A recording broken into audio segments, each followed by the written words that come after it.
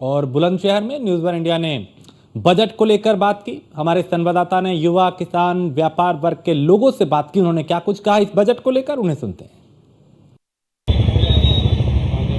UP के बुलंदशहर में है और आज केंद्र सरकार का बजट पेश हुआ है और बजट पर बात कर लेते हैं कि मध्यम वर्ग के जो लोग हैं, व्यापारी हैं, किसान हैं और क्या क्या उनको मिला है और किस तरीके की इस बजट पर उन लोगों की राय है। केंद्र सरकार ने काफ़ी लंबा चौड़ा बजट पेश किया है और बातचीत कर लेते हैं कि इस बजट पर युवा पीढ़ी, किसान हो, मध्य वर्ग लोग हैं, उनको आप लोगों को किस तरीके की इस बजट से राहत मिलने वाली है।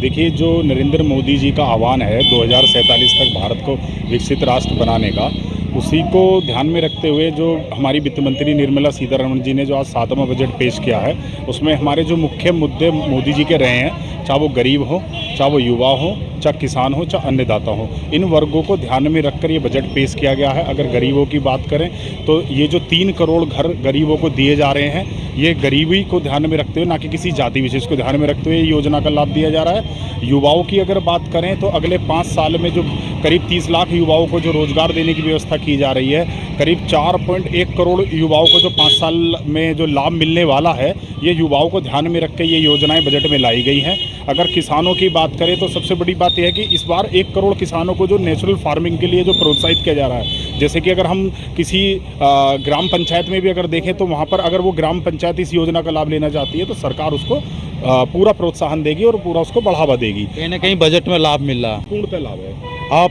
व्यापारी वर्ग के लोग हैं, आप इस ज्वेलर्स का व्यापार करते हैं, इस बजट में क्या मिला है व्यापार लोगों के लिए, क्या राहत है जो मध्य प्रदेश के लोग। इस बार जो हमारे वित्त मंत्री निर्मला सीतारमण जी ने बजट पेश किया, बहुत शानदार बजट है। ज्वेलरी विभाग अगर देखते हैं तो, क्योंकि पहले जो हमारी कस्टम ड्यूटी थी 10% थी, जो उन्होंने घटाकर 6% की है, तो हमारा जो एसोसिएशन है उसका हार्दिक धन्यवाद करता है, आभार करता है और इससे मध्यम वर्ग को ही राहत मिली। बातचीत कर लेते हैं, किसानों को लगातार MSP पर लगातार गिरने को मिला, किसानों की बातचीत करें तो किसानों को क्या लाभ मिला इस बजट से।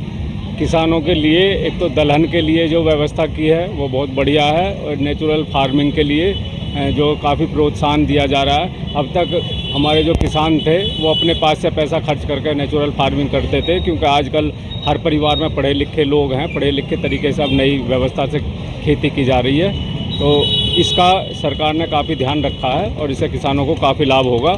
लेकिन मध्यम वर्ग मतलब इसमें कहीं खुशी कहीं गम वाला बजट है। युवाओं को ज़्यादा लाभ मिलेगा। आप बताइए, आप किस व्यापारी में काम करते हैं और इस बजट से क्या उम्मीद रखे हुए थे और क्या इन उम्मीदों पर केंद्र सरकार का बजट मिला है।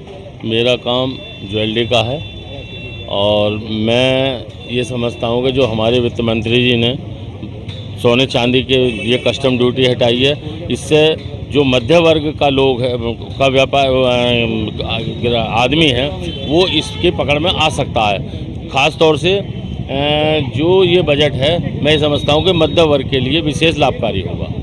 क्या काम करते हैं आप। ज्वेलरी का शोरूम है, तो कहीं ना कहीं इस बजट से बिल्कुल बहुत फ़ायदा है। सरकार ने जो है व्यापारियों के बारे में सोचा है और व्यापारियों को सहूलियत देने की कोशिश करी है, तो इससे सभी को लोगों को फ़ायदा है।